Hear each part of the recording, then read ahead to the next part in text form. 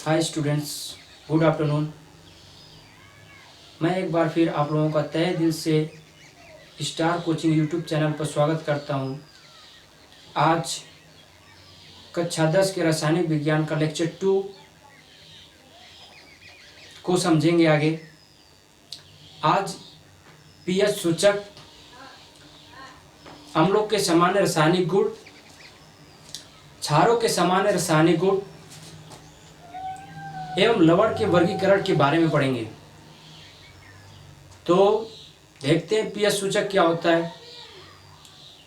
PH सूचक ऐसे रासायनिक पदार्थ होते हैं ऐसे रासायनिक पदार्थ होते हैं जो अपनी उपस्थिति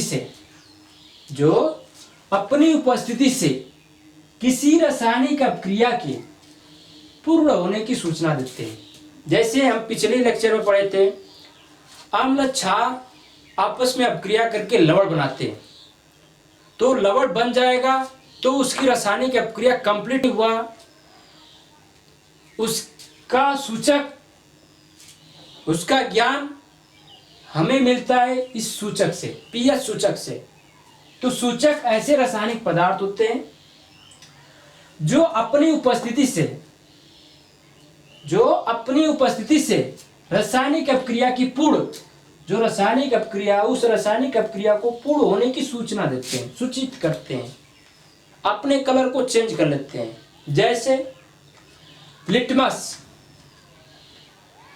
लिटमस अगर विलेन अम्लीय हो तो उस समय उसका रंग लाल होता है। अगर वो क्षारीय विलेन हो, अगर क्षारीय विलेन में डाला जाए तो उसका रंग नीला हो जाता है। अगला फिनाफ्थिलीन, यह अम्लीय विलेन में रंगहीन होता है और क्षारीय विलेन में गुलाबी कलर का हो जाता है, गुलाबी रंग का हो जाता है।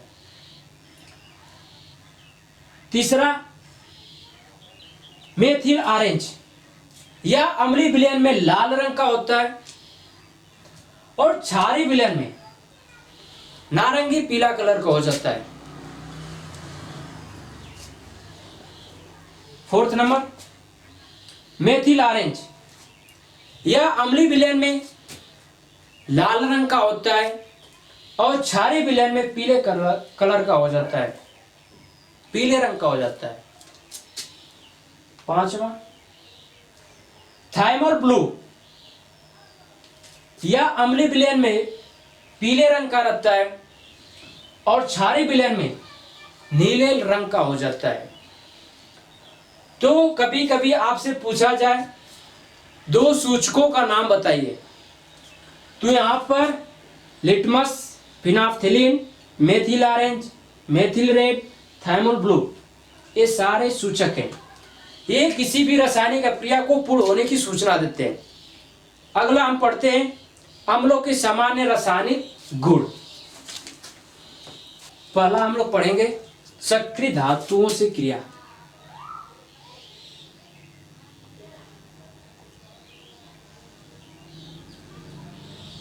सक्रिय धातुओं से क्रिया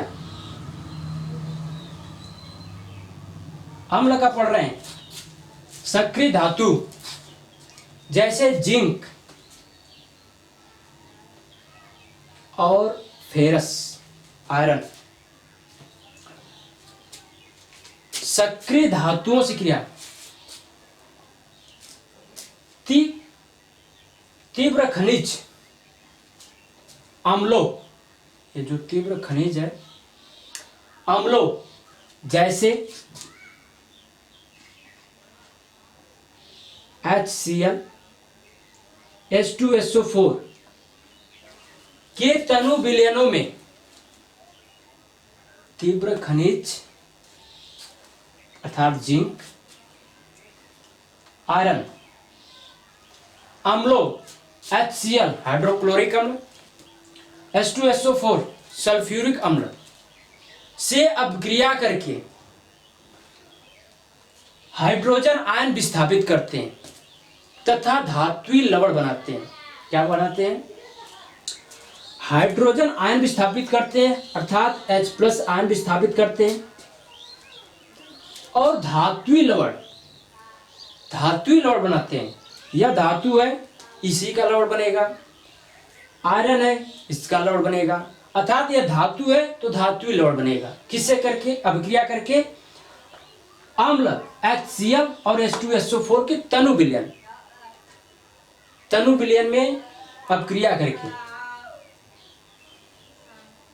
हाइड्रोजन आयन विस्थापित करेगा और धात्विक लवण बनाएगा। देखते हैं कैसे। जिंक प्लस HCl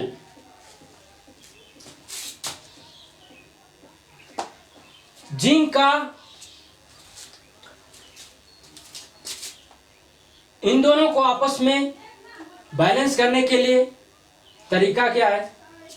पहला, सबसे पहले धात्विक तत्वों को, जो धातु वाले तत्व हैं,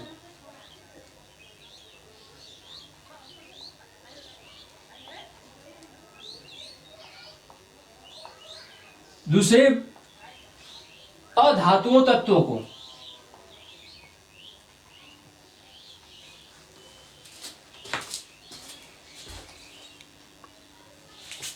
इनको आपस में बराबर करने के लिए कैसे करेंगे उसको देखते हैं। सबसे पहले धातु तत्वों को बराबर करेंगे, उसके बाद अधातु तत्वों को, उसके बाद ऑक्सीजन को, इसके बाद 4th नंबर पे हाइड्रोजन को। अब पहले देखते हैं इसको कैसे करते हैं। अगर इसमें कोई धातु दिया हो तो सबसे पहले धातु को दोनों तरफ बराबर करेंगे। धातु बराबर हो जाता है, उसके बाद अधातु को बराबर करेंगे। यह भी अधातु है, यह भी अधातु है, लेकिन इसको छोड़कर जो अलग से अधातु हैं उनको बराबर करेंगे, बैलेंस करेंगे। तो धातु के बाद अधातु को करेंगे। जब अधातु हो जाता है तो इसके बाद पुनः फिर जाएंगे धातु को। इन धातु को हो जाने के बाद पुनः फिर आएंगे धातु पे। इस अधातु को हो जाता है तो फिर अगले बार ऑक्सीजन को बैलेंस करेंगे।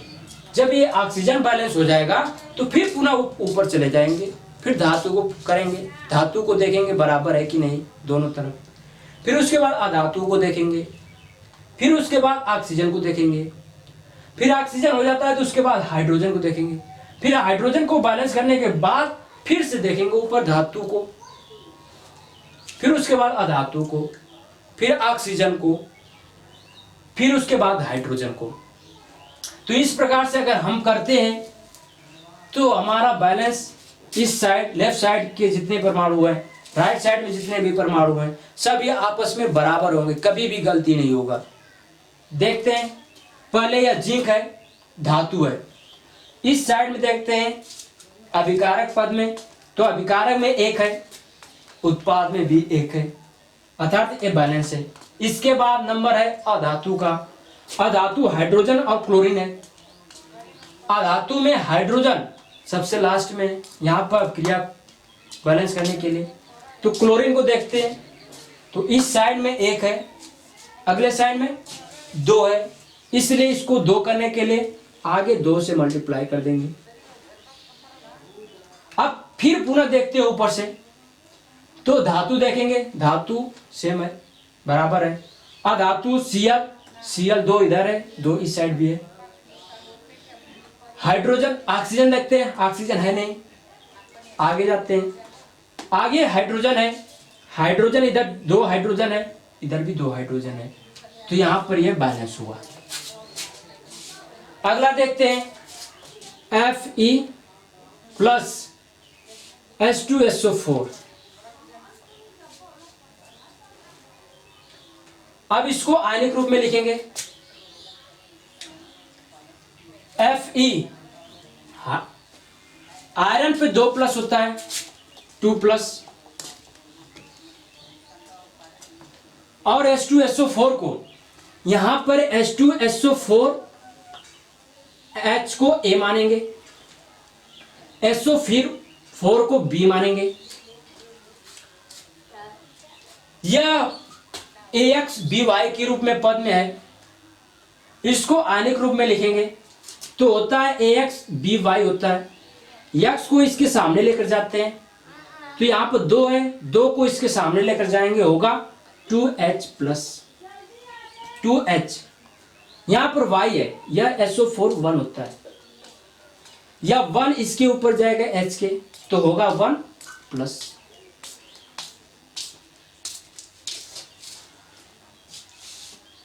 B है SO4 यहां पर 2 है, इसके सामने लेके जाएंगे 1 को, 1 गया।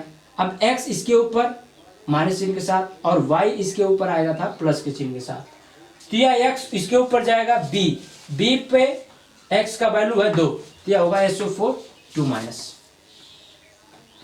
यह बना है H प्लस और SO4 2 माइनस, और जो आयरन है जो फेरस है इस पे 2 प्लस, यह इसका प्लस और सेकेंड वाले का माइनस आपस में लेंगे तो यह बनेगा Fe और SO4। Fe की संयोजकता 2, यहां पर होगा 2, SO4 की संयोजकता 2, यहां पर होगा 2। और इसमें जब अपक्रिया मतलब आपस में मिलाते हैं तो यह सबसे मतलब जो लघुत्तम मसा निकालते हैं, मसप उसको निकालकर इसको डिवाइड कर देते हैं। इन दोनों का मसा होगा 2 से इनको डिवाइड कर देंगे तो यहाँ पर होगा 1 और यहाँ पर होगा 1, यह 2 से 2 कैंसिल हो जाएगा, यह 1 यहाँ पर जाएगा, यह 1 यहाँ पर आएगा, बनेगा FeSO4 फेरस सल्फेट प्लस यहाँ पर बचा क्या, अभी हाइड्रोजन बचा है तो प्लस हाइड्रोजन गैस। अब इसको दोनों तरफ बराबर करते हैं, दोनों तरफ बैलेंस करते हैं, बराबर है या नहीं। सबसे पहले धातु को बराबर करते हैं, इसमें धातु है आयरन, तो इधर धातु 1 है आयरन, इधर भी आयरन 1 है।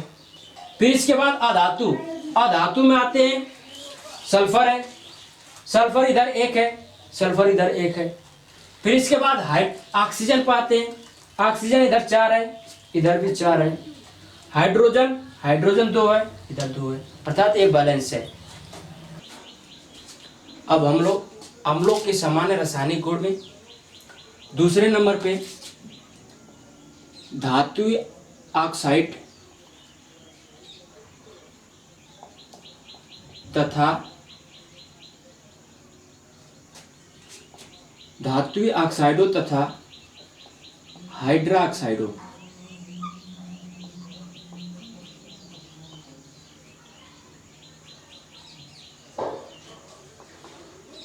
से क्रिया। धात्विक ऑक्साइडों तथा धात्विक हाइड्रोक्साइडों से क्रिया,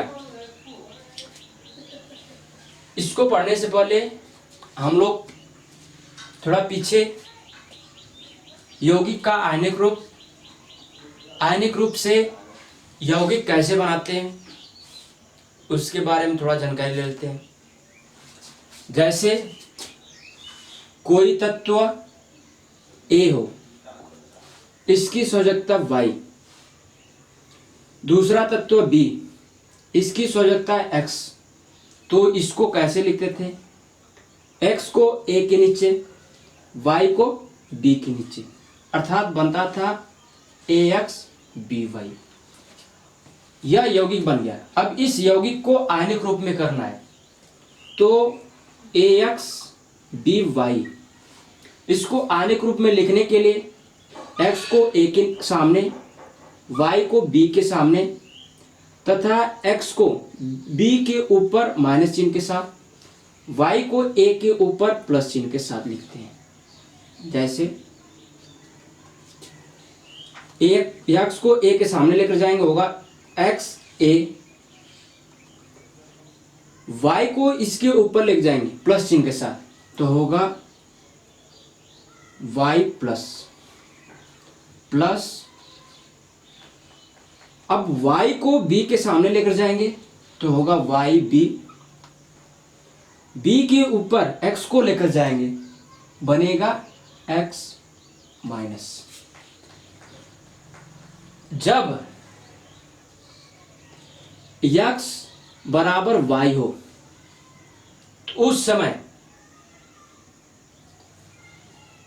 x और y का मौसा निकाल कर उससे इसमें डिवाइड करते हैं, इसमें भाग देते हैं। अगर ये आपस में बराबर हो तो उस समय बनेगा यौगिक AB। जब यह संयोजकता आपस में बराबर हो तो उस समय यह बनेगा AB। इसको आयनिक रूप में लिखने के लिए आपको या तो A की संयोजकता याद होनी चाहिए, पता होना चाहिए, या तो B की संयोजकता पता होना चाहिए। यहाँ पर किसी एक की संयोजकता अगर पता हो तो आप इसको आयनिक रूप में लिख सकते हैं। जैसे अगर इसके बराबर Z मान लेते हैं, क्या मान लेते हैं? Z। किसी एक की संयोजकता Z है तो यह बनेगा AZ प्लस BZ माइनस, अर्थात दोनों पर सेम अंक लिखेंगे, इसकी संयोजकता सेम लिखेंगे, चिन्ह के साथ अलग अलग चिन्ह। पहले वाले पद पर अर्थात A पे प्लस चिन्ह के साथ और B के साथ माइनस चिन्ह होगा। तो इस प्रकार से आयनिक रूप लिखेंगे।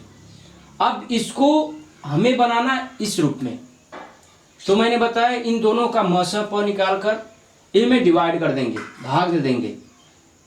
जो मान आएगा उसको इस रूप में लिख के आगे यौगिक बनाएंगे। अब देखते हैं धातुई ऑक्साइड तथा धातुई हाइड्रा ऑक्साइडों से क्रिया कैसे होती है। धातुई ऑक्साइड अर्थात इसमें ऑक्सीजन उपस्थित है। धातु है जैसे आयरन, सोडियम, मैग्नीशियम, ये धातु हो गया। ऑक्साइडो अर्थात ऑक्सीजन, ऑक्सीजन पर इसका आयनिक रूप लिखेंगे 2-, इसके लिए ऑक्सीजन 2- और मैग्नीशियम के लिए 2- होता है। सभी के लिए ऑक्सीजन पर 2- होता है। आयरन पर 2+ होता है, सोडियम पर प्लस होता है, मैग्नीशियम पर 2+ होता है। हमें धातुई ऑक्साइड चाहिए, किसका आप क्रिया कराना है? अम्ल का। तो पहले धातुई ऑक्साइड होता क्या है इसको पता कर लेते हैं। कौन कौन सी धातु ऑक्साइड है? यह FeO2 आपस में संयोग करके इन दोनों का देखो 2 है। मैंने अभी बताया था AB का रूप, अर्थात इन दोनों को आपस में मौसा पर निकाल कर डिवाइड कर देंगे। 2 आएगा, 2 से इसमें भाग दे देंगे, यह बनेगा Fe2O2। 2 से भाग दे देंगे, 1 होगा, यहाँ पर 1 होगा, 1 इसके नीचे, 1 इसके नीचे, बनेगा क्या? FeO। अब इसके लिए Na इसकी संयोजकता 1, O इसकी संयोजकता 2 को इसके नीचे सामने लेकर जाएंगे Na के, और 1 को O के। ये दोनों आपस में अलग अलग है मान, इसलिए इसका मसप 1 आएगा। तो यह बनेगा Na2O। इसको देखते हैं, यह है Mg मैग्नीशियम, संयोजकता 2, ऑक्सीजन संयोजकता 2। ये दोनों आपस में समान अंक है, या इसका मौसा निकाला जाएगा तो 2 आएगा, 2 से डिवाइड कर देंगे 1, 2 से इसमें डिवाइड करेंगे 1 को Mg के नीचे, इस 1 को ऑक्सीजन के नीचे, तो बनेगा MgO। Ferrous oxide, sodium oxide, magnesium oxide. यह तो धातुई ऑक्साइड बन गया। धातुई हाइड्रोक्साइड, अभी हमें यह पता करना हाइड्रोक्साइड क्या होता है। जैसे आप लोगों को मैंने बताया था hydroxyl ion, OH minus ion, अगर धातु उससे अपक्रिया करता है OH माइनस आयन से, तो वह बनेगा धातुई हाइड्रोक्साइड। जैसे कैल्शियम, सोडियम,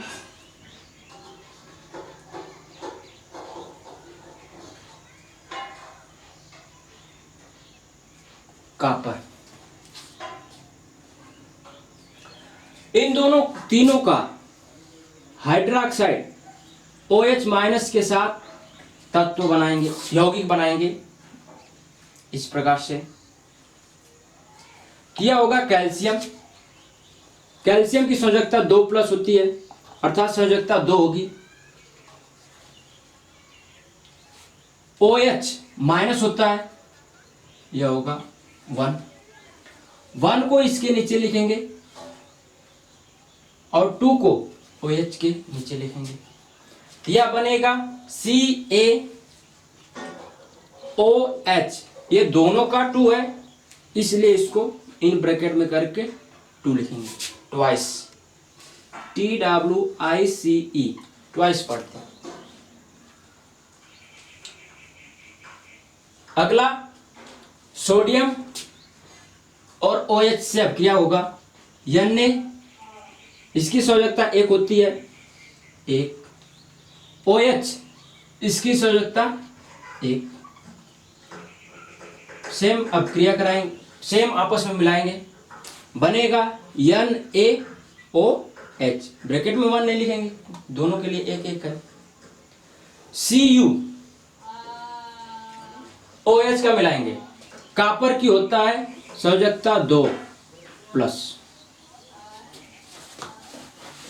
तो यह बनेगा Cu2+, अर्थात 2OH1।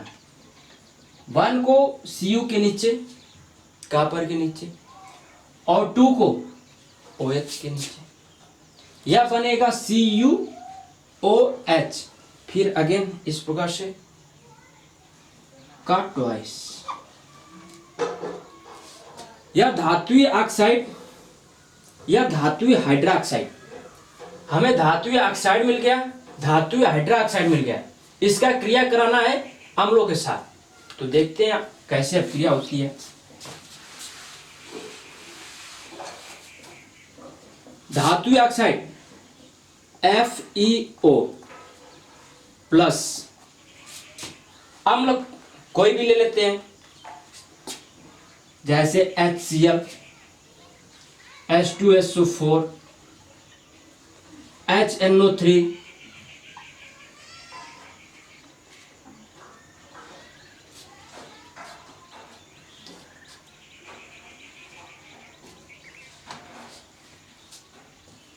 धातुई ऑक्साइड का इसमें से किसी भी एक अम्ल को ले लेते हैं, जैसे HCl को ले लेते हैं। यहां पर इसका रासायनिक अपक्रिया कराएंगे, तो जब कोई अम्ल धातुई ऑक्साइड अथवा धातुई हाइड्रोक्साइड से अपक्रिया करता है, तो लवण और जल का निर्माण करता है। जब कोई धातुई ऑक्साइड अथवा धातुई हाइड्रोक्साइड किसी तनु अम्ल से अपक्रिया करके लवण तथा जल का निर्माण करता है। लवण कैसे बनता है देखते हैं, और जल कैसे बनेगा। तो इसका आयनिक रूप लिखेंगे, तो FeO, इसका आयनिक रूप होगा Fe2+O2-, क्योंकि यह AB का रूप है। तो इसमें आपको या तो आयरन, इसका हमें पता होना चाहिए संयोजकता, या तो ऑक्सीजन की संयोजकता पता होना चाहिए। अगर हमें ऑक्सीजन की संयोजकता पता है 2- होता है, तो यह AB का रूप है, तो इस पे 2- होगा, तो Fe पे 2+ होगा। अब HCl का आयनिक रूप लिखते हैं, यह बनेगा H+ और Cl-। यह भी एक AB का रूप है, क्योंकि यहाँ पर भी 1 है, यहाँ पर भी 1 है। या तो क्लोरीन का आयनिक रूप पता होना चाहिए, क्लोरीन पर कितना माइनस होता है अथवा प्लस होता है। तो क्लोरीन पर 1- होता है, तो हाइड्रोजन पर 1+ होगा। मैंने आप लोगों को बताया था जो अभिकारक हैं, इस अभिकारक में पहले यौगिक से प्लस आयन तो दूसरे यौगिक से ऋण आयन लेते हैं, अथवा पहले यौगिक से ऋण आयन दूसरे यौगिक के धन आयन से संयोग करके यौगिक बनाते हैं। जैसे FeO का प्लस आयन Fe2+ है, तो Fe इसकी संयोजकता 2।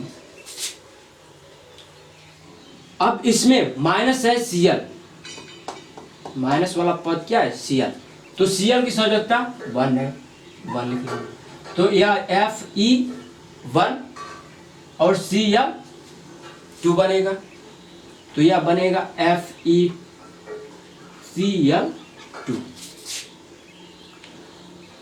अब पहले पद का ऋण आयन, दूसरे पद का धन आयन, जल का, या इसको देखते हैं H+ अर्थात H1, ऑक्सीजन 2 को इसके नीचे लेकर जाएंगे H के, और 1 को ऑक्सीजन के नीचे, बनेगा H2O जल।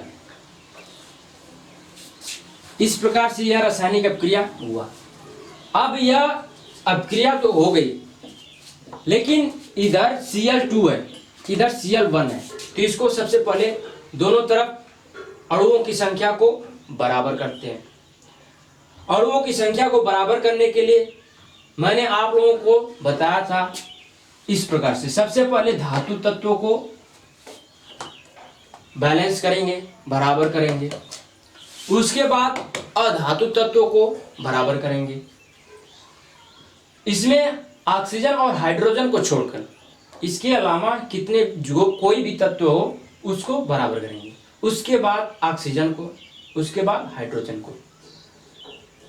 अगर आप पहले इसको बराबर कर लिए, फिर इसके बाद अधातु को बराबर कर रहे हैं, तो जब यह पूर्ण हो जाता है, तो उसके बाद फिर धातु पाइए,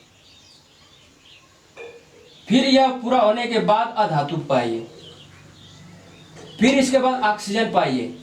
ऑक्सीजन का कंप्लीट होता है तो फिर एक बार ऊपर से जाइए, फिर ऊपर से एक बार नीचे आइए, फिर इसके बाद जब ऑक्सीजन कंप्लीट हो जाता है तो इसके बाद हाइड्रोजन को पूरा कीजिए।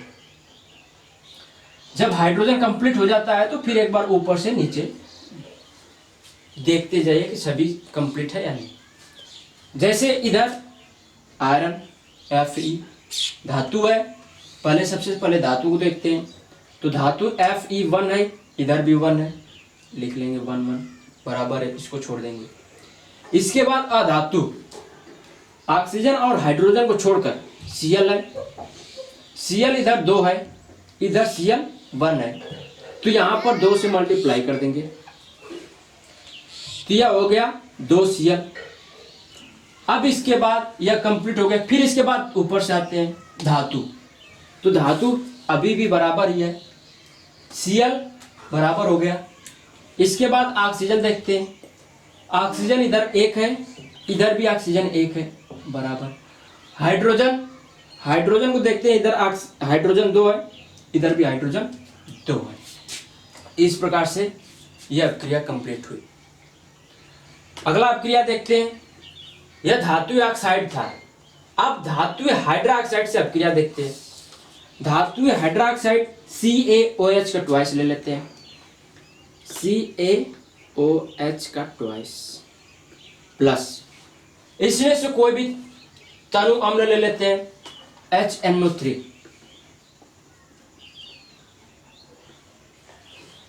इसकी अब क्रिया कराते हैं।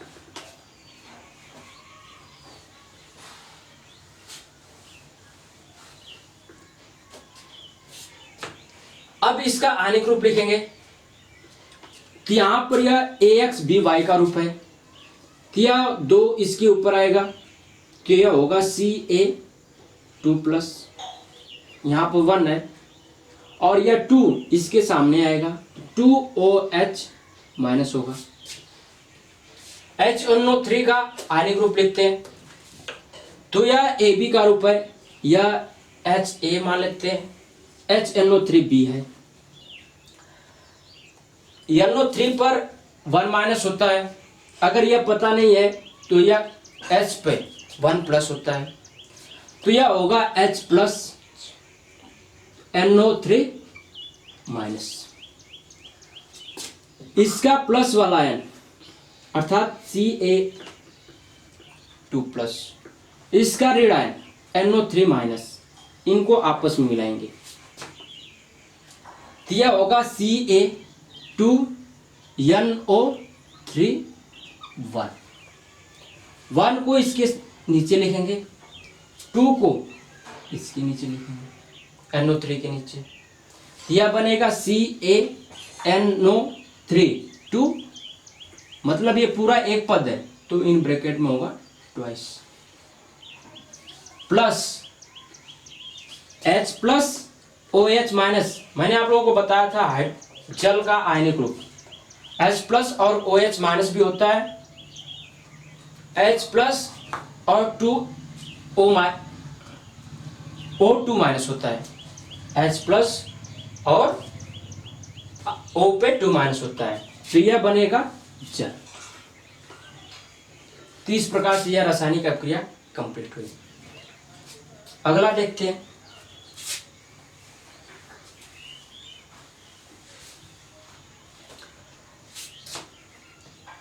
अब आप लोग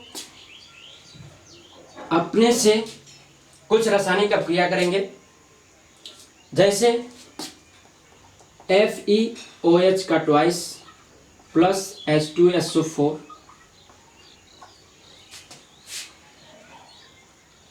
CaO plus HCl,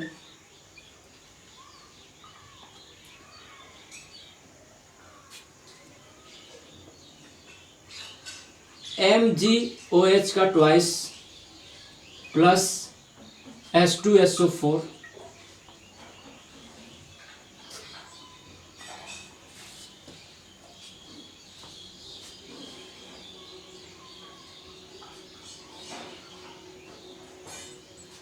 Na2O plus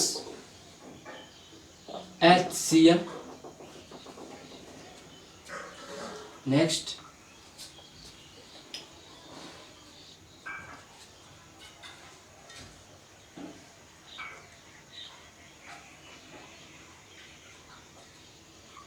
MgO plus HNO3। इनका रासायनिक अभिक्रिया आप लोग करें, और इसमें किसी प्रकार का अगर प्रॉब्लम होता है या किसी प्रकार की समस्या होती है तो आप कमेंट करके जरूर पूछें। अब हम लोग अगला पढ़ते हैं, तीसरे नंबर पे, एक बार इसे लिख लीजिए। अगला हम लोग पढ़ते हैं कार्बोनेट, धात्विक कार्बोनेटों तथा बाइकार्बोनेटों अथवा हाइड्रोजन कार्बोनेटों से अपक्रिया। धात्विक कार्बोनेटों तथा हाइड्रोजन कार्बोनेटों अर्थात बाइकार्बोनेटों से क्रिया। अब पहले उसको यौगिक को बनाते हैं।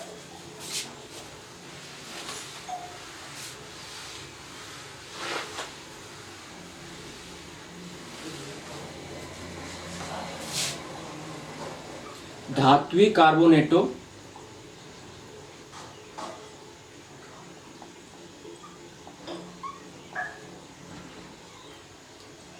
तथा हाइड्रोजन कार्बोनेटों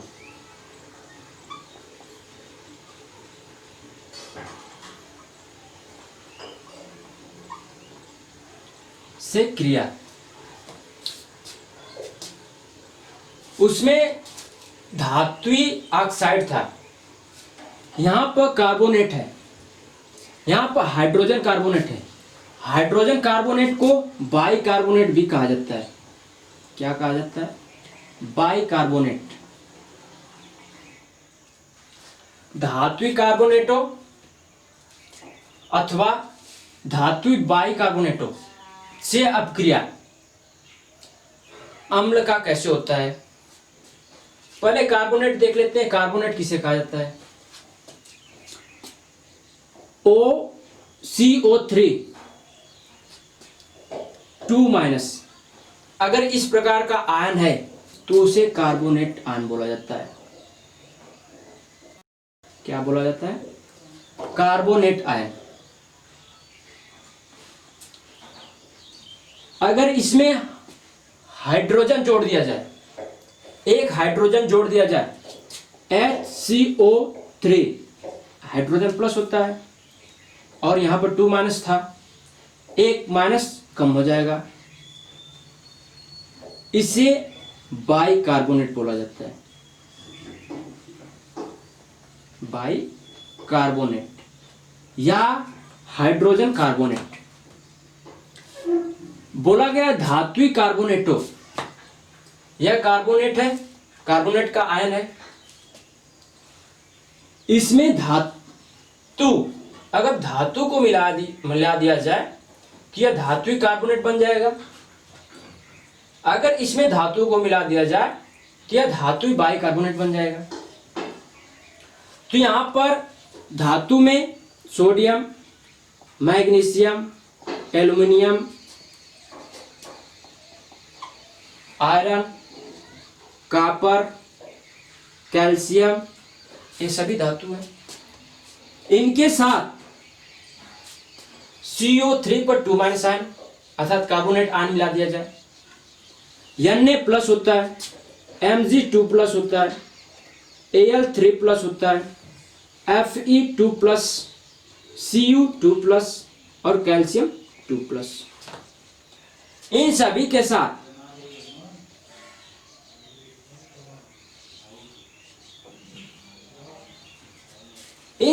साथ CO3 2- आयन अर्थात कार्बोनेट आयन मिला दिया जाए तो जो बनेगा वह बनेगा धात्विक carbonate.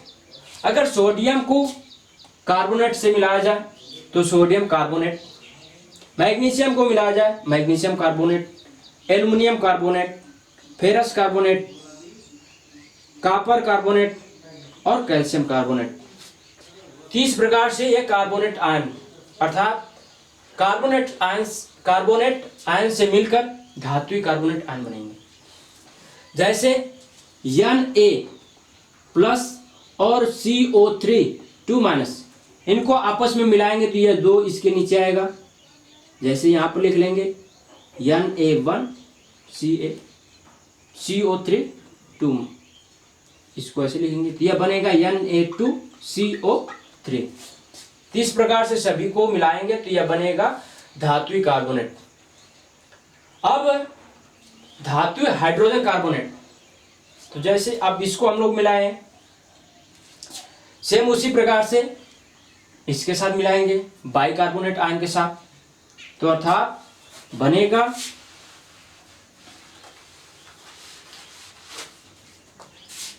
Sodium bicarbonate, magnesium bicarbonate, aluminium bicarbonate, ferrous bicarbonate, copper bicarbonate और कैल्शियम बाइकार्बोनेट।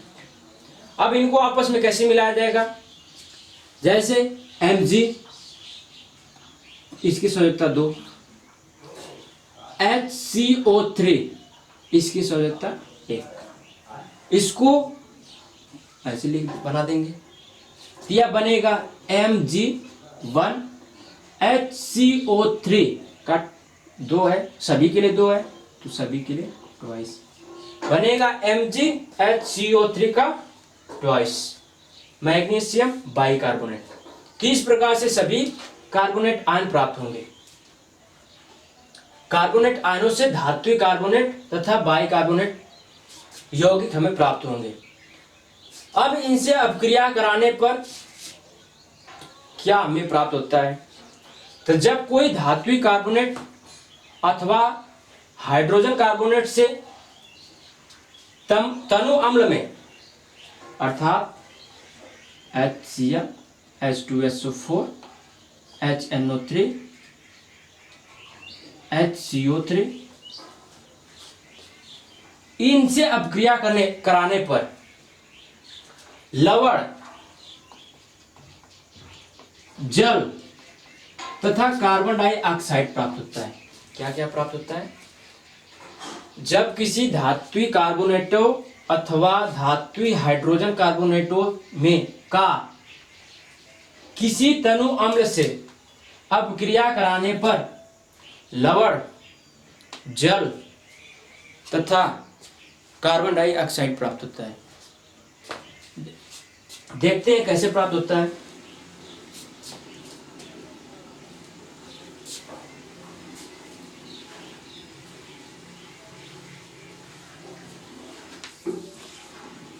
धात्विक कार्बोनेट लिख लेते हैं MgCO3।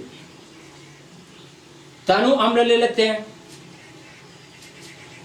H2SO4।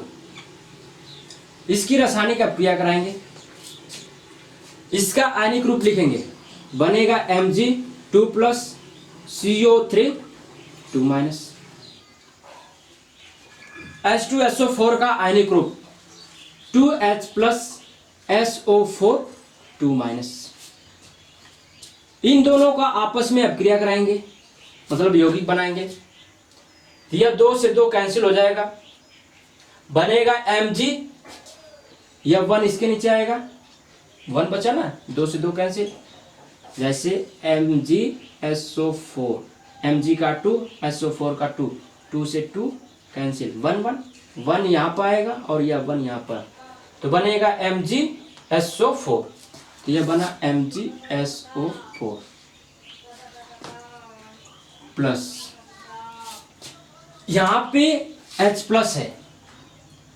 जल बनाने के लिए O पे 2- आयन चाहिए, तो यहां से CO3 2- से एक ऑक्सीजन बाहर निकालते हैं।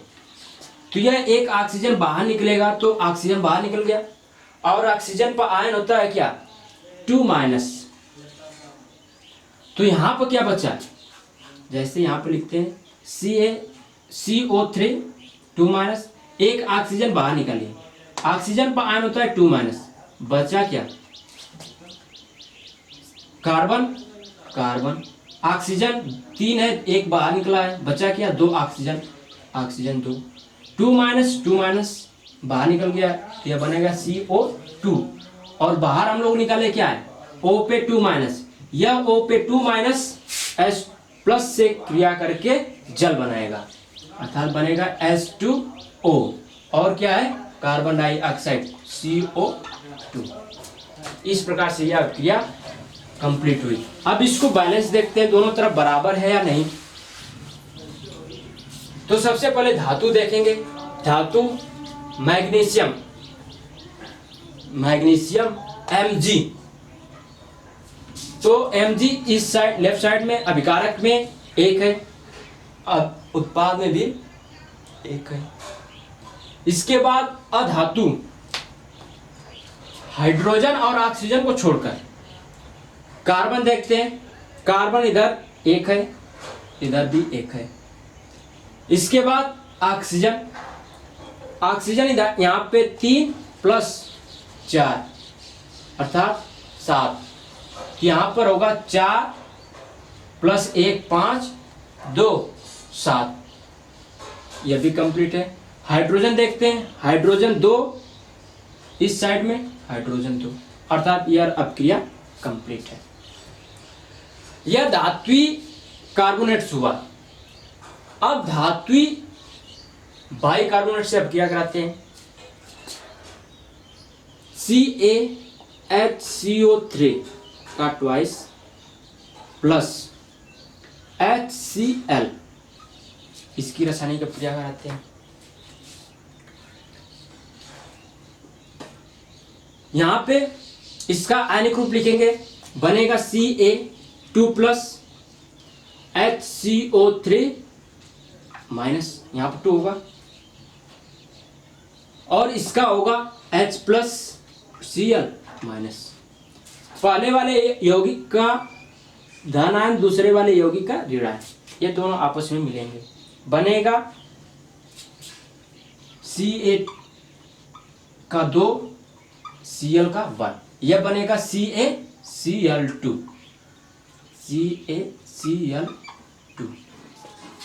प्लस। अब यहां पे जल इसमें बन रहा है, यहां पे H प्लस है, हमें चाहिए जल बनाने के लिए O पे 2 माइनस आयन, तो यहां से O पे 2 माइनस आयन बाहर निकाल लेते हैं। तो यहां पर इस पद को लेंगे, 2 को छोड़ देते हैं अभी, यह बैलेंस करने के लिए बाद में देखेंगे। तो यह होगा HCO3 माइनस है, यहां पर H प्लस है, चाहिए क्या OH माइनस आयन, तो यहां से OH माइनस आयन क्या करते हैं, बाहर निकाल लेते हैं। बचेगा क्या, H बाहर निकल गया, बचा C, एक ऑक्सीजन बाहर निकल गया, बचा 2 ऑक्सीजन O2, और यह माइनस चिन्ह भी बाहर निकल गया, इसके साथ था, इस पे माइनस है तो माइनस चिन्ह तो बाहर निकल जाएगा। तो यह OH माइनस बाहर हुआ, यह OH minus ion H plus ion से संयोग करके जल बनाएगा, तो यह बनेगा H2O प्लस यह ऑक्सीजन कार्बन डाइऑक्साइड, यह बनेगा CO2। इस प्रकार से धात्विक कार्बोनेट अथवा धात्विक हाइड्रोजन कार्बोनेट तनु अम्ल से अपक्रिया करके लवण, जल तथा कार्बन डाइऑक्साइड का निर्माण करते हैं।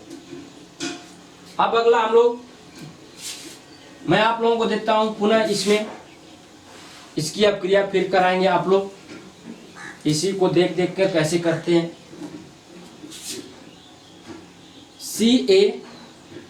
CaCO3 प्लस HCl, दूसरा FeHCO3 plus H2SO4, third CuHCO3 का ट्वाइस प्लस HNO3, अगला NaHCO3 plus H2SO4, next MgCO3 plus H2SO4, इसकी रासायनिक अभिक्रिया स्वयं कीजिए, और किसी प्रकार का प्रॉब्लम होता है तो कमेंट में जरूर पूछिएगा। अगला हम लोग देखते हैं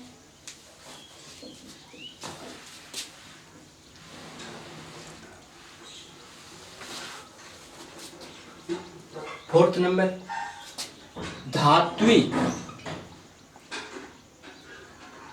सल्फाइटो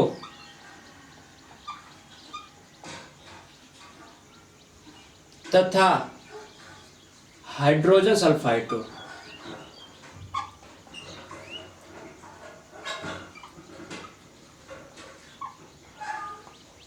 से क्रिया।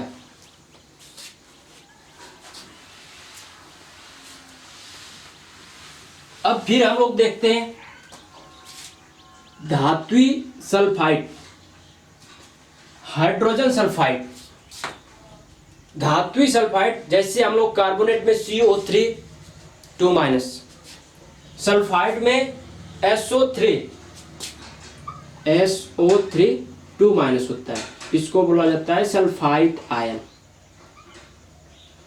अगर इसमें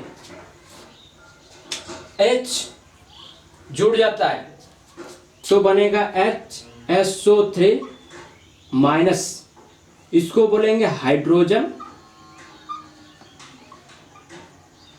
सल्फाइड। क्या बोलेंगे? हाइड्रोजन सल्फाइड या बाईसल्फाइड।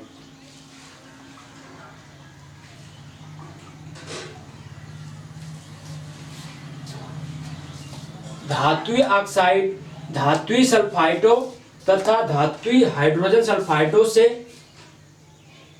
तनु अम्ल में अपक्रिया करके क्या क्या बनाता है, इसको देखते हैं। तो सल्फाइड आयन का आयनिक group SO3 2 minus, hydrogen sulphide का आयन HSO3 माइनस होता है। सभी सल्फाइड अथवा हाइड्रोजन सल्फाइड तनु अम्ल से क्रिया करके लवण, जल तथा सल्फर डाइऑक्साइड SO2 का निर्माण करते हैं। तो बनाते हैं धात्विक सल्फाइड। फिर again sodium, magnesium, aluminium, calcium, copper, iron, zinc, Na+, magnesium 2+, aluminium 3+, calcium 2+, copper 2+, Fe2+, Zn2+। इनको पुनः इससे मिलाएंगे सल्फाइड आयन के साथ सभी को, तो यह बनेगा sodium sulphide, magnesium sulphide, aluminium sulphide, calcium sulphide. Same इसी प्रकार से सभी सल्फाइड बन जाएंगे। तो यह बनेगा धात्विक सल्फाइड। जैसे पिछली बार हम लोग कर रहे थे कार्बोनेट में, सेम उसी प्रकार। जैसे एक देख लेते हैं Zn का, तो होगा जिंक, इसकी संयोजकता 2, सल्फाइड SO3, इसकी संयोजकता 2। ये आपस में डिवाइड हो जाएंगे, 1 बचेगा। यह बनेगा ZnSO3 जिंक सल्फाइड। सेम उसी प्रकार से sodium, magnesium, aluminium, calcium, copper, ferrous, zinc का इसके साथ अपक्रिया कराएंगे, हाइड्रोजन सल्फाइड के साथ अपक्रिया कराएंगे, इसके साथ इसको मिलाएंगे। तो यह बनेगा सोडियम हाइड्रोजन सल्फाइड या सोडियम बाइसल्फाइड, मैग्नीशियम बाइसल्फाइड या magnesium hydrogen sulphide, aluminium hydrogen sulphide, aluminium bisulphide, calcium hydrogen sulphide, calcium bisulphide, कुछ भी बोल सकते हैं। सेम इसी प्रकार इसका भी कॉपर हाइड्रोजन सल्फाइड अथवा कॉपर बाइसल्फाइड। आयरन का सेम और जिंक का भी इसी प्रकार से जिंक बाइसल्फाइड। तो इस प्रकार से बनेगा धात्विक सल्फाइड अथवा धात्विक हाइड्रोजन सल्फाइड। अब इनकी अपक्रिया कराएंगे किसके साथ? तनु अम्ल के साथ। तो बनेगा क्या? लवण, जल तथा सल्फर डाइऑक्साइड। देखते हैं कैसे बनेगा।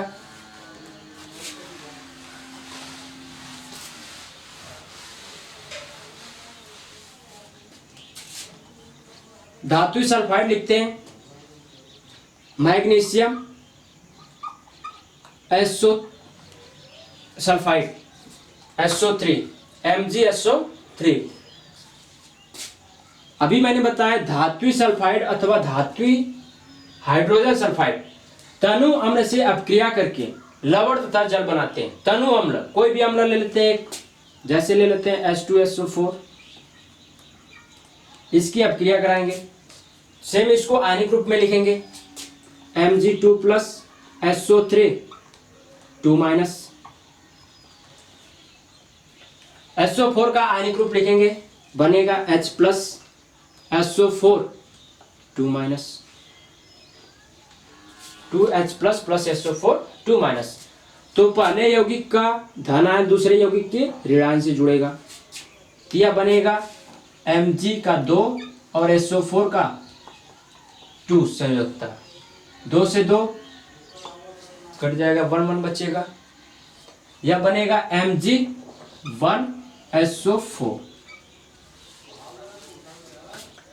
अब यहाँ पे जल बन रहा है तो यहाँ पर H प्लस है, हमें चाहिए O पे 2 माइनस आए, तो सेम कार्बोनेट में जैसे कर रहे थे वैसे यहाँ पर करेंगे। तो यह है SO3 2 माइनस, इसमें से हमें चाहिए O पे 2 माइनस आए जल बनाने के लिए, तो यह बनेगा O पे 2 माइनस, तो यह बचेगा क्या SO, एक बाहर निकल गया, बचा क्या 3 से 1 बाहर 2 बचेगा SO2, और यहाँ पर O पर 2 माइनस हमें प्राप्त हुआ, तो यह H प्लस और O पे 2 माइनस आयन आपस में मिलकर बनाएंगे जल, बनेगा H2O plus SO2 sulphur dioxide. तो इस प्रकार से यह बना। अगला देखते हैं,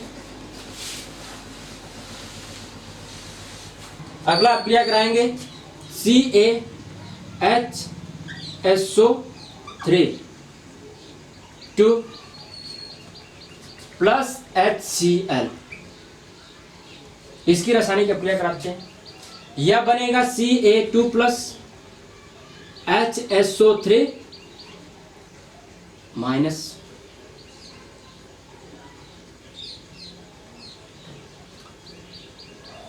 यहां पर 1 है इसलिए यहां पर 1 होगा, माइनस होगा। अब इसका रासायनिक, इसको आयनिक रूप में लिखेंगे, बनेगा H प्लस Cl माइनस, पहले यौगिक का धन आयन दूसरे यौगिक के ऋण आयन, पहला यौगिक का धन आयन दूसरे यौगिक के ऋण आयन Cl माइनस, ये दोनों आपस में मिलेंगे, बनेगा CaCl2 प्लस, यहां पर H प्लस है, हमें चाहिए OH माइनस, तो यहां से OH माइनस बाहर निकालेंगे, तो HSO3 माइनस है, OH माइनस बाहर निकलना है, बनेगा क्या हाइड्रोजन, हाइड्रोजन बाहर निकल गया, बचा S, एक ऑक्सीजन बाहर निकला, बचा O2 और माइनस चिन्ह के साथ, यह बना OH minus, H plus OH minus आपस में मिलकर जल बनाएंगे H2O plus sulphur dioxide SO2। इस प्रकार से धात्विक सल्फाइड अथवा धात्विक हाइड्रोजन सल्फाइड में आप तनु अम्ल से क्रिया करके लवण, जल तथा सल्फर डाइऑक्साइड का निर्माण करते हैं, बनाते हैं। अगला देखते हैं, आगे आप लोग देखेंगे कैसे क्रिया कराना है। MgHSO3 का ट्वाइस प्लस HNO3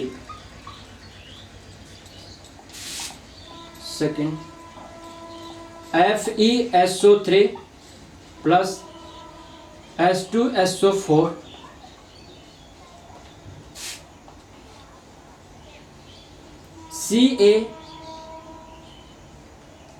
CaHSO3 का twice plus HCl fourth, NaHSO3 plus H2SO4। अगला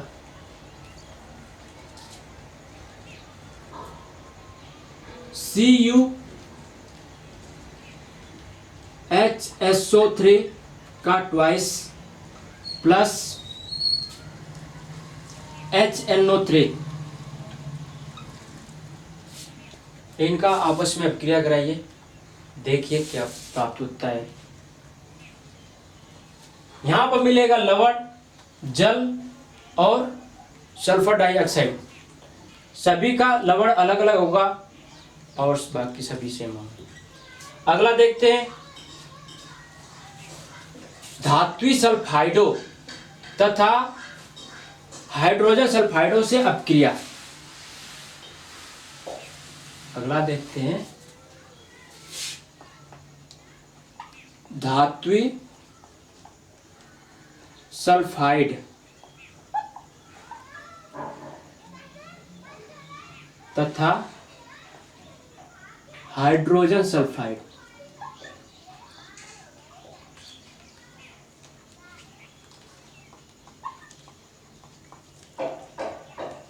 से अपक्रिया। यहां पर सल्फाइड है, वहां पर सल्फाइड था। क्या था? सल्फाइड। इसका था SO3 2- बाई सल्फाइड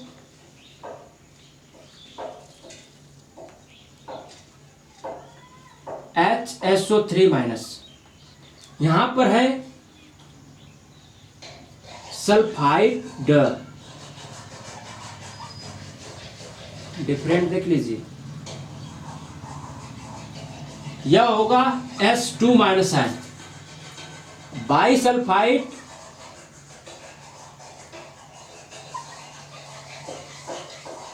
H जोड़ देंगे HS-।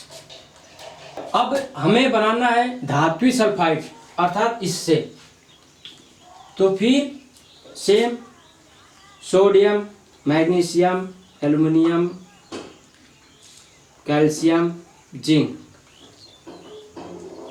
Na+, magnesium 2+, aluminium 3+, calcium 2+, zinc 2+, इन सभी का आयनिक रूप सल्फाइड के आयनिक रूप से मिलाकर यौगिक बनाएंगे। तो बनेगा sodium sulphide, magnesium sulphide, aluminium sulphide, calcium sulphide, zinc sulphide. और बाइसल्फाइड बनाने के लिए इन सभी का बाइसल्फाइड आयन अर्थात HS- आयन से मिलाएंगे।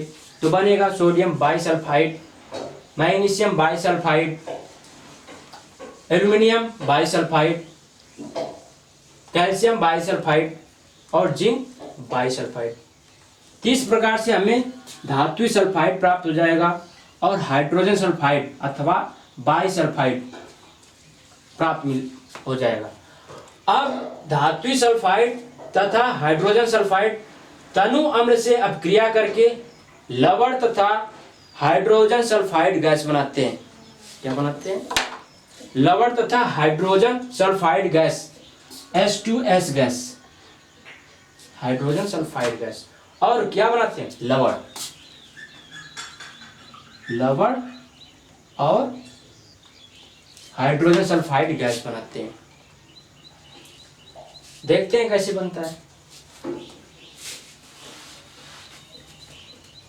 मैग्नीशियम सल्फाइड लिखते हैं तो बनेगा MgS, 2 से 2 कैंसिल हो जाएगा, प्लस तनु अम्ल, कोई भी अम्ल ले लेते हैं, HCl ले लेते हैं। अब क्रिया कराते हैं।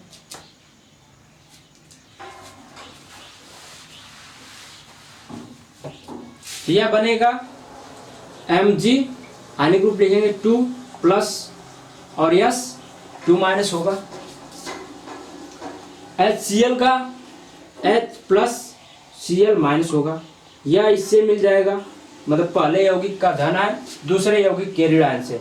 तो बनेगा Mg2Cl1, MgCl2 प्लस, अब इन दोनों को आपस में मिलाएंगे तो S2 और H ऐसे लिखेंगे, H प्लस H का 1, S का 2, 2 को इसके नीचे, S को 1 को S के नीचे, बनेगा H2S सल्फाइड गैस। गैस को एरो से ऊपर की तरफ प्रदर्शित करते हैं। यह बना लवण तथा हाइड्रोजन सल्फाइड गैस। अगला देखते हैं हाइड्रोजन सल्फाइड के साथ Na, हाइड्रोजन सल्फाइड का बताया गया HS-, सोडियम HS से यौगिक बनाएगा तो बनेगा NaHS प्लस H2SO4 ले लेते हैं। इसको पहले से अपक्रिया को बैलेंस भी करना पड़ता है। तो इधर बैलेंस करने के लिए यह रूल अपनाएंगे पुनः। यह है पहला धातु तत्व। धातु क्या है? मैग्नीशियम। तो मैग्नीशियम बराबर है अधातु हाइड्रोजन और ऑक्सीजन को छोड़कर। तो यहाँ पर अधातु क्लोरीन है और सल्फर है। तो सल्फर को देखते हैं, सल्फर एक है। अब क्लोरीन देखते हैं, क्लोरीन इधर एक है, इधर दो है, तो इधर से 2 से मल्टीप्लाई कर देंगे। फिर ऊपर से देखेंगे धातु मैग्नीशियम एक, एस एक, सल्फर, Cl 2 बराबर H2, यहाँ पर 2H है, 2 हाइड्रोजन अणु है, यहाँ पर H2 2 हाइड्रोजन अणु, अर्थात यह समीकरण संतुलित है। अब NaHS सोडियम हाइड्रोजन सल्फाइड अथवा सोडियम बाइसल्फाइड का तनु अम्ल से अपक्रिया कराएंगे। यह बनेगा Na+HS-, इसका आयनिक होगा 2H+SO4 2-। पहले यौगिक का धन आयन दूसरे यौगिक के ऋणांश से जुड़ेगा, तो यह बनेगा Na2SO4 प्लस। अब यहाँ पर जैसे हम लोग जल का विभाजित करते थे तो यह बनता था H+ और OH-। तो उसी प्रकार यहाँ पर हाइड्रोजन 2 हाइड्रोजन सेम उसी प्रकार से यहाँ पर विभाजित हुआ है, उसी प्रकार से यह बनेगा H2S गैस। अब इसको संतुलित करते हैं। सोडियम पहला धातु देखेंगे, सोडियम इधर 2 है, तो इधर 2 से मल्टीप्लाई कर देंगे, सोडियम हो गया। इसके बाद अधातु सल्फर यहाँ पर 2 1 3, यहाँ पर सल्फर देखते हैं 1 और यहाँ पर 1 1 1 2, तो यहाँ पर 2 से गुणा कर देते हैं।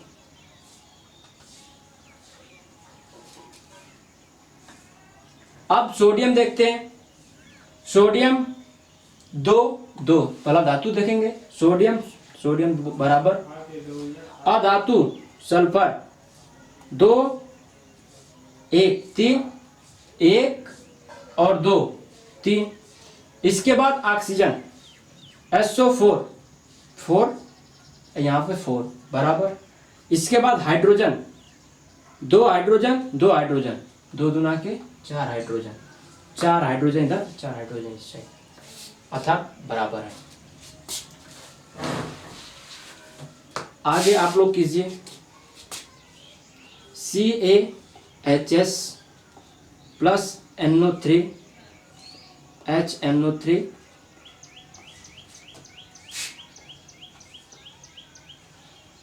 MgS प्लस H2SO4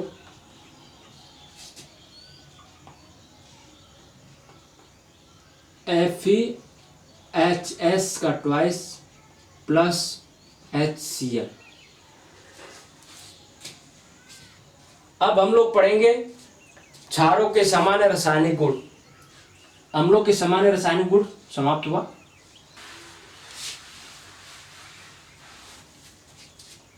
क्षारों के सामान्य रासायनिक गुण, इसमें पहला अम्लों के साथ क्रिया। किसके साथ क्रिया? अम्लों के साथ क्रिया।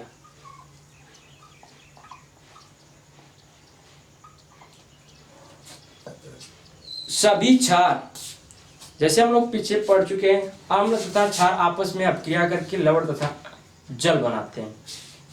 तो यहाँ अम्ल है और यहाँ पर क्षार है। क्षार अम्ल से अपक्रिया करे या अम्ल क्षार से अपक्रिया करे, लवण और जल ही बनाएगा। तो यहाँ पर होगा सभी क्षार अम्ल से अपक्रिया करके लवण तथा जल बनाते हैं। तो सभी क्षार, कोई भी क्षार ले लेते हैं, जैसे NaOH प्लस अम्ल ले लेते हैं HCl,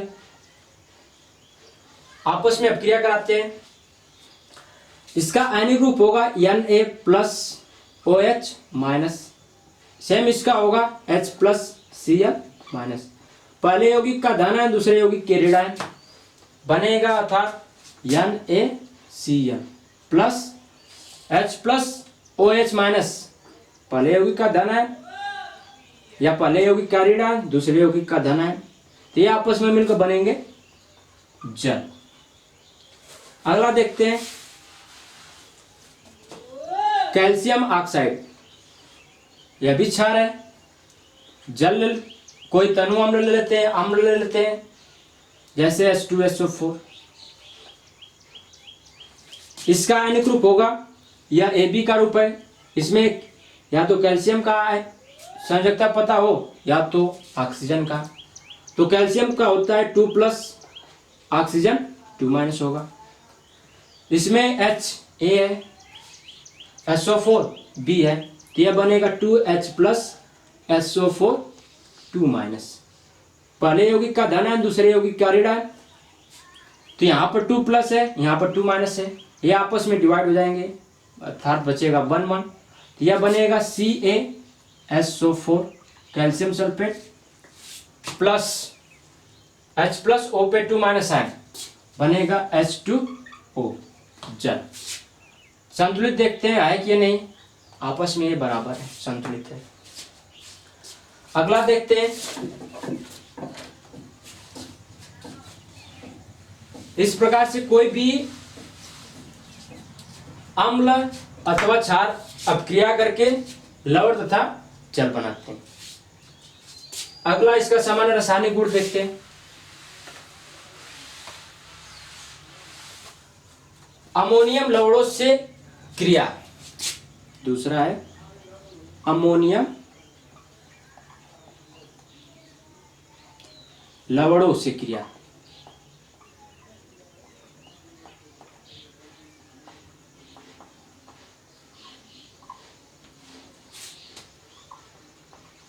अमोनियम, इसका आयन रूप NH4 प्लस होता है।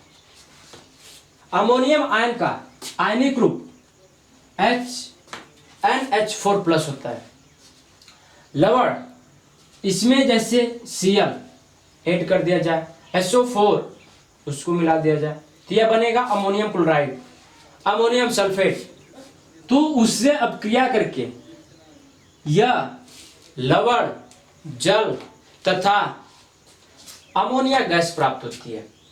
सभी क्षार अमोनियम लवण से क्रिया करके या अमोनियम लवण सभी क्षार से अपक्रिया करके लवण, जल तथा अमोनिया गैस बनाते हैं। देखते हैं, इसमें अगर Cl मिला दिया जाए, Cl का आयनिक रूप इससे ऐड करा दिया जाए, तो यह बनेगा NH4Cl, अमोनियम क्लोराइड, जो एक प्रकार का लवण है, यह अमोनियम लवण है, अमोनियम क्लोराइड। क्षार ले लेते हैं CaOH का ट्वाइस, CaOH का ट्वाइस। अब इसको मिलाते हैं, अब इसको आयनिक रूप में लिखेंगे, तो यह बनेगा NH4 प्लस Cl माइनस। इसको यह है Ca2 प्लस और 2OH माइनस होगा। अब यहां पे पहले यौगिक का धन आयन दूसरे यौगिक के ऋण आयन, यहां पर CaCl2 जो लवण बनाएगा, कैल्शियम पर 2 प्लस Cl माइनस, यह बनेगा CaCl2 प्लस। इसमें अमोनिया गैस तथा जल बन रहा है, तो यहां पर OH माइनस है, तो यहां पर H प्लस चाहिए हमें जल बनाने के लिए, तो NH4 प्लस में 1H प्लस आयन क्या करेंगे, बाहर निकालेंगे, तो यह बनेगा NH4 है, 1 निकल जाएगा, बचेगा 3, और यह जो बाहर निकला है यह इससे अपक्रिया करके OH माइनस से मिलकर बनेगा H2O प्लस या अमोनिया गैस NH3। इस प्रकार से यह क्रिया होती है। अगला इसमें देखते हैं,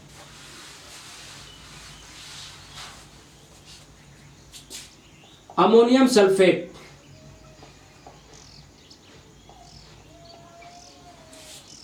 अमोनियम सल्फेट NH4 का twice SO4,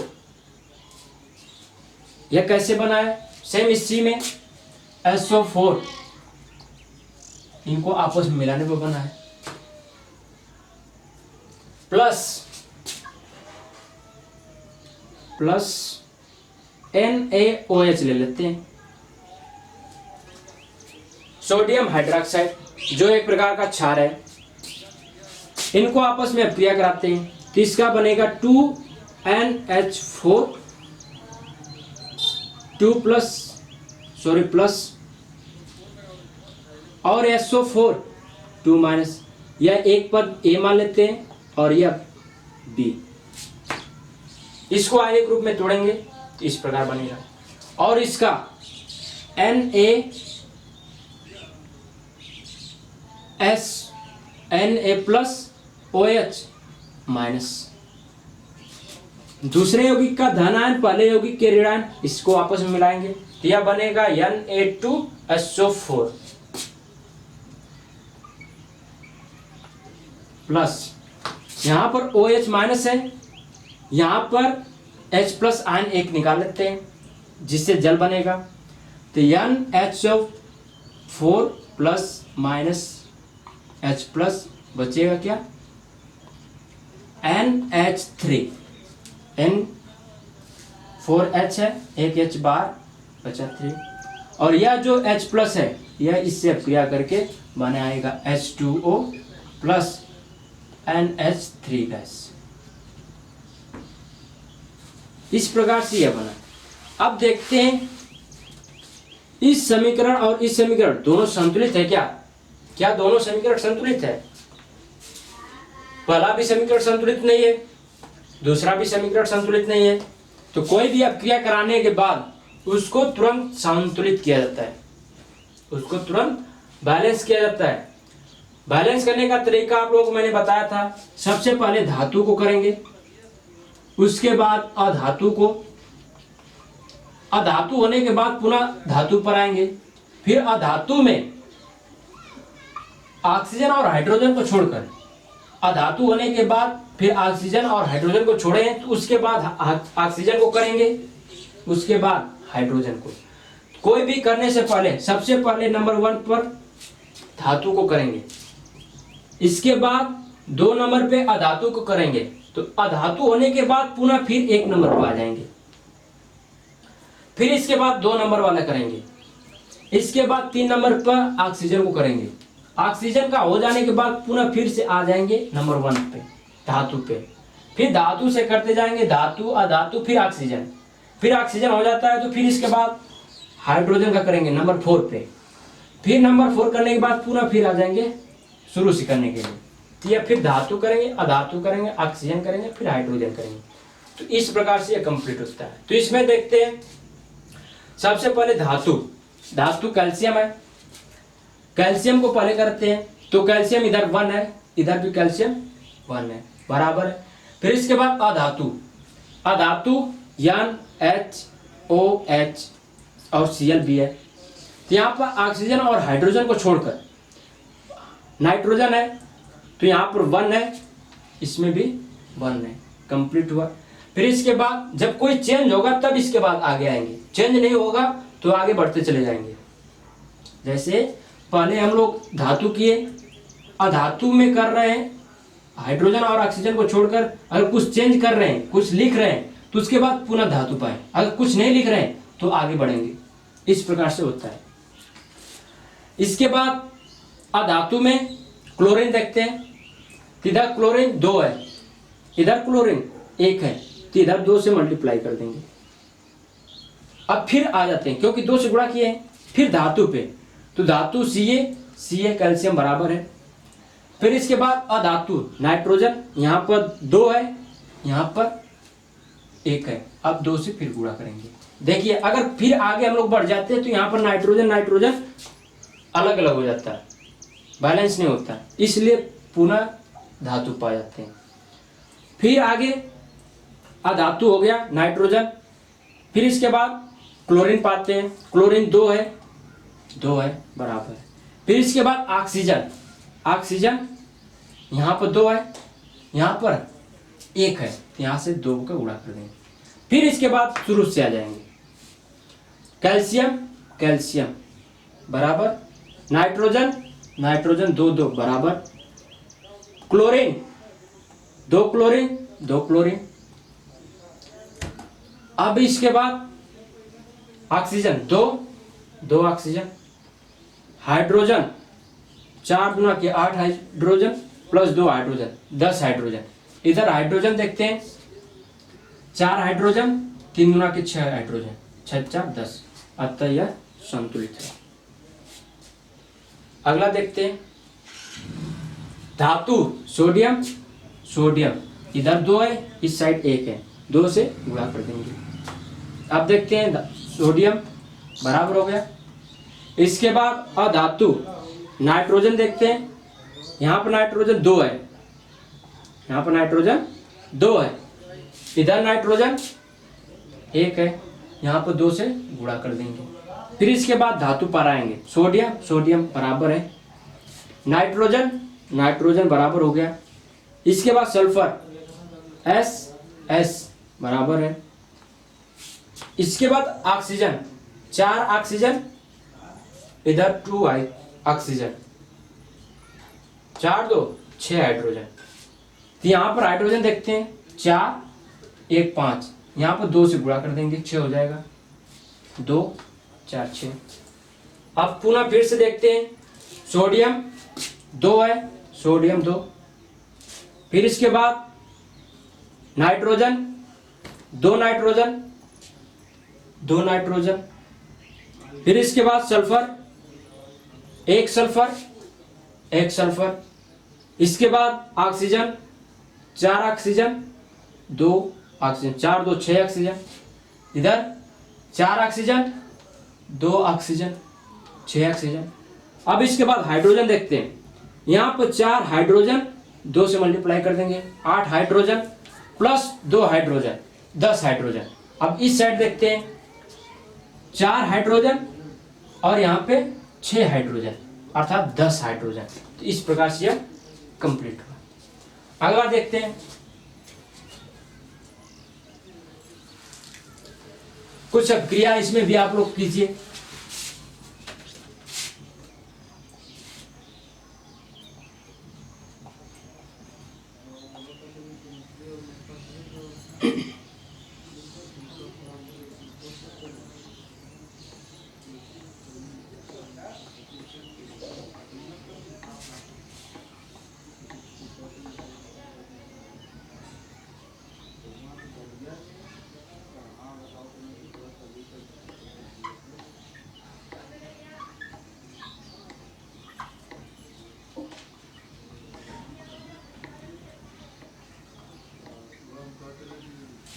NH4Cl plus NaOH।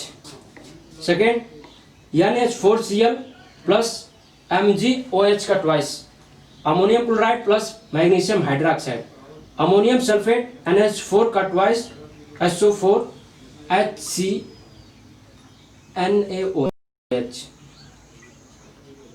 Sodium hydroxide. इनका आपस में क्रिया कराइएगा आप लोग। आगे हम लोग चलते हैं तीसरे नंबर पे,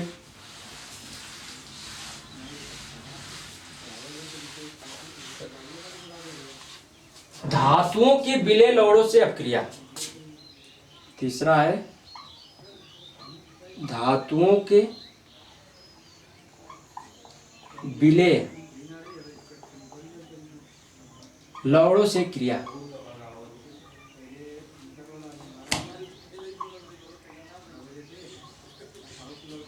क्षारों के सामान्य रासायनिक गुण में तीसरा पढ़ेंगे, धातुओं के विलय लवणों से क्रिया।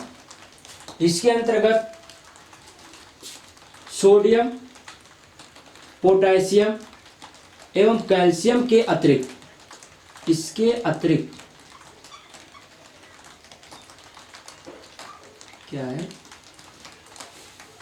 धातु सोडियम पोटेशियम कैल्शियम के अतिरिक्त अन्य धातुओं के जली विलयन, इसके अलावा अन्य कोई भी धातु हो उसका जली विलयन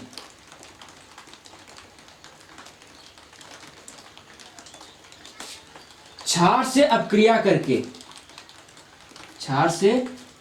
करके धात्विक हाइड्रोक्साइड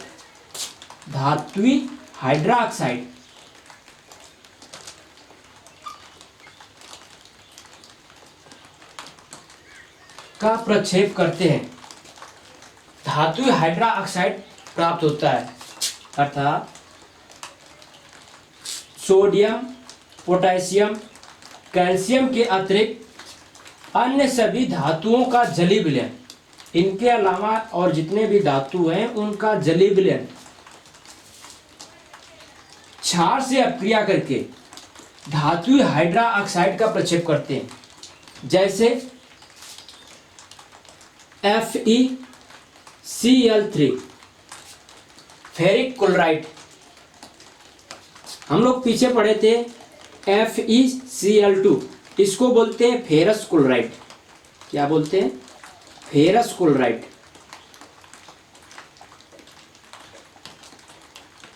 अगर FeCl3 हो, इसको बोलेंगे फेरिक क्लोराइड। क्या बोलेंगे? Ferric chloride. तो यह है फेरिक क्लोराइड। सोडियम नहीं है, पोटेशियम भी नहीं है, कैल्शियम भी नहीं है, अर्थात इनके अलावा कोई भी जली विलयन हो तो फेरिक क्लोराइड का हम जली विलयन लिए। इसकी अपक्रिया सोडियम हाइड्रोक्साइड, यह क्षार है, इससे अपक्रिया कराते हैं तो हमें धात्विक हाइड्रोक्साइड प्राप्त होगा। देखते हैं कैसे प्राप्त होता है। FeCl3, इसका आयनिक रूप लिखेंगे Fe3 प्लस AxBy का रूप है 3Cl minus NaOH, sodium hydroxide का आयनिक रूप लिखेंगे, बनेगा Na प्लस OH माइनस। पहले यौगिक का धनायन दूसरे यौगिक के ऋणायन से संयोग करेगा तो यह Fe3 प्लस OH माइनस, अर्थात इसकी संयोजकता 3 और इसकी संयोजकता 1, तो बनेगा FeOH का थ्राइस प्लस। अभी यह है Na plus plus Cl minus, इनको आपस में मिलाएंगे तो Na की संयोजकता 1, Cl की संयोजकता 1, बनेगा क्या? Plus sodium chloride NaCl। तो हमें प्राप्त हुआ क्या? धात्विक हाइड्रोक्साइड। यह क्या है? Ferric hydroxide. अब इसको बैलेंस करते हैं तो बताया गया था सबसे पहले धातु को बैलेंस करते हैं, धातु को दोनों तरफ बराबर करते हैं। Fe बराबर है। इसके बाद सोडियम को देखते हैं, सोडियम 1 बराबर है, धातु हो गया। इसके बाद अधातु में Cl ऑक्सीजन और हाइड्रोजन है, तो ऑक्सीजन और हाइड्रोजन से पहले Cl को करेंगे। क्रम मैंने बताया था, सबसे पहले धातु, उसके बाद अधातु, इसके बाद ऑक्सीजन, फिर उसके बाद हाइड्रोजन। तो इसके पहले Cl को करते हैं। इधर Cl 3 है, इधर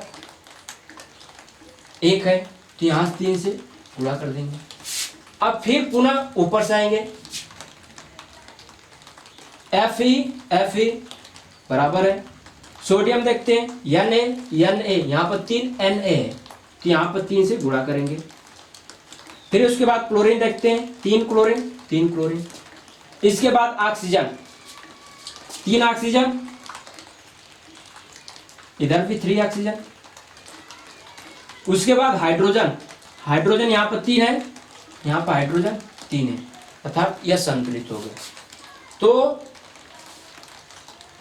धातुओं के विलयन अवरोध से क्रिया में सोडियम पोटेशियम कैल्शियम के अतिरिक्त इन 3 धातुओं के अतिरिक्त अन्य कोई भी धातु का जलीय विलयन लें, जैसे FeCl3 लिया मैंने, क्षार से अपक्रिया करके धातु हाइड्रोक्साइड बनाते हैं। दूसरा देखते हैं, जैसे लेते हैं CuCl2 plus KOH potassium hydroxide. यहां पर भी मैंने सोडियम, पोटेशियम और कैल्शियम नहीं लिया, इनके अतिरिक्त लिया है कॉपर। अब इसका आयनिक रूप लिखेंगे, यह होगा Cu2 plus Cl minus AxBy का रूप है। यह K को A मानेंगे, OH को B मानेंगे। यह AB का रूप है। इसमें या तो K का संयोजकता पता हो या OH का पता हो, तो K का K प्लस होता है, OH माइनस होगा।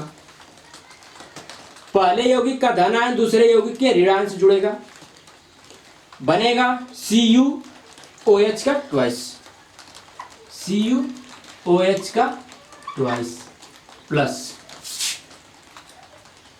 दूसरे यौगिक का धन आयन पहले यौगिक का ऋणायन अर्थात K प्लस Cl माइनस मिलकर बनेगा KCl। अब इसको बैलेंस करते हैं। सबसे पहले धातु को करेंगे, कॉपर 1 बराबर है। इसके बाद पोटेशियम 1 है, इधर भी 1 है, ये भी बराबर है। इसके बाद ऑक्सीजन अधातु में Cl, इधर 2 है, इधर Cl 1 है, इसमें 2 से गुणा कर देंगे। अब फिर 1 से देखेंगे, धातु कॉपर दोनों तरफ 1 है, बराबर है। पोटेशियम इधर 2 पोटेशियम है, इधर 1 है, 2 से गुणा कर देंगे। इसके बाद ऑक्सीजन इधर 2 है, इधर ऑक्सीजन 2 है, बराबर है। हाइड्रोजन इधर 2 हाइड्रोजन है, इधर 2 हाइड्रोजन है, अर्थात यह समीकरण संतुलित हो गया। तो इस प्रकार से क्षारों के सामान्य रासायनिक गुण समाप्त हुआ। इस लेक्चर में आज के लिए बस इतना ही। नेक्स्ट लेक्चर में हम लोग देखेंगे लवणों के वर्गीकरण तथा कुछ न्यूमेरिकल